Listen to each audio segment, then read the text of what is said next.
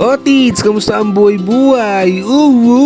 What's up mga ka-Otits? Kamusta kayo? May ulam na ba tayo dyan mga par? Kung wala pa tara, samahan nyo ako mga ka-Otits. Napakasarap nga pala ng food trip ko for today's video mga par. So, kumain ako ng siling green dyan, buhay na bawang mga ka-Otits, taba ng bangus, aray ko. Sabi kakain ka ng siling pula, aray ko, boy. Anyways mga ka-Otits, napakasarap ng dish na to mga par. Napaka-basic lang gawin and ewan ko, ako lang ba nalakas kasi ako sa ampalaya mga ka-Otits Tapos yan talong, tapos mainit na kanin, tapos sili ulit. Naku po, nakakadami ka ng kain yan mga par. Napaka-basic lang gawin na ito mga par, kaya tara, let's go! Otits! Grabe yung pinagdaanan na yun mga par. Napakasarap ng kain na yun. At hindi ka ba natakampar? Aray ko, boy. Anyways mga ka-Otits, so ayun, grabe yung food trip ko kasi nga meron akong pinaghahandaan mga par. Ito yung pinaghahandaan ko mga ka-Otits. So, aray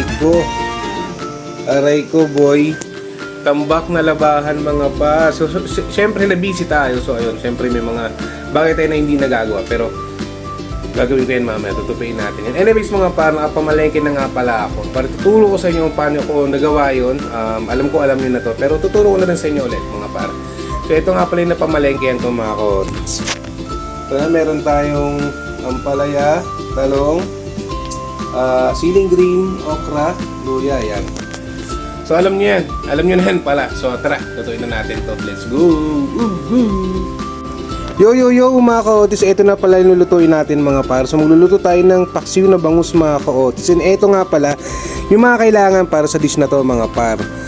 So meron tayong sibuyas, bawang, syempre mga ka-Otits, luya, siling green, mamaya na yan mga par, talong, okra, napakadaming talong, napakadaming okra, tas ampalaya mga ka-Otits, tas yan betchin, asin, paminta, tas suka mga par. So tara, let's go! So ito na yung bangus natin mga ka-Otits. Bali first step natin mga par, maglalagay muna tayo ng mantika mga ka-Otits. Insakto lang mga ka-Otits ha. Yan, after nyan mga ka-Otits, maglagay tayo ng asin. Sakto lang din muna mga par. Yan.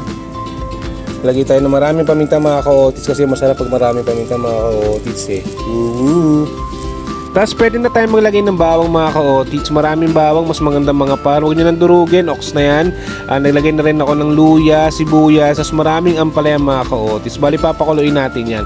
Pero maglagay muna tayo ng onting tubig, betchin mga ka-Otits, isang sachet ng suka. Depende sa inyo, pero sa akin isang sachet muna para napag-adjust pa tayo ng lasa mamaya mga par. So ayan mga ka-Otits, ito na nga pala yung unang kulo niya. As you can see, hindi pa ganun kalambot yung ampalaya natin. So pakuluin pa natin ng isa mga par. Tapos tikman nyo na rin mga ka-Otits para makapag-adjust tayo ng lasa mamaya.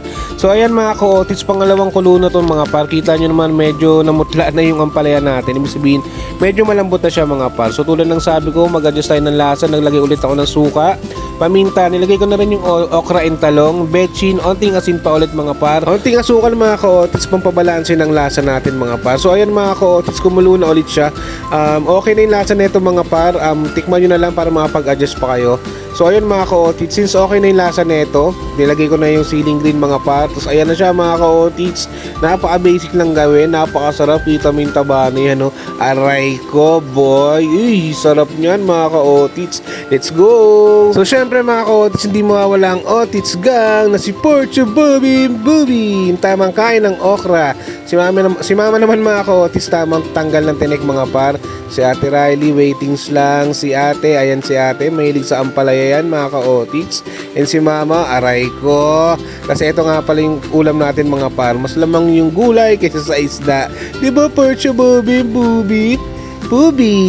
Ang makulit na Pubi. Otits! So ayun mga par, so tapos na kami kumain ng Otits gang mga ka-Otits. So ganun lang kasimple yung paksiw na bangus ni Otits dyan. So more on kami gulay kasi mahilig kami sa gulay. Lalo yung ampalaya pare, masarap yun. Anyways mga par, kailangan ko lang harapin ang tunay na hamon ng buhay mga ka-Otits. Aray ko. So yun lang, sana nag-enjoy kayo. Serve nyo sa family nyo. Sa family nyo for sure mag-enjoy sila. Sorry, hinihingal ako. Hanggang sa muli, paalam!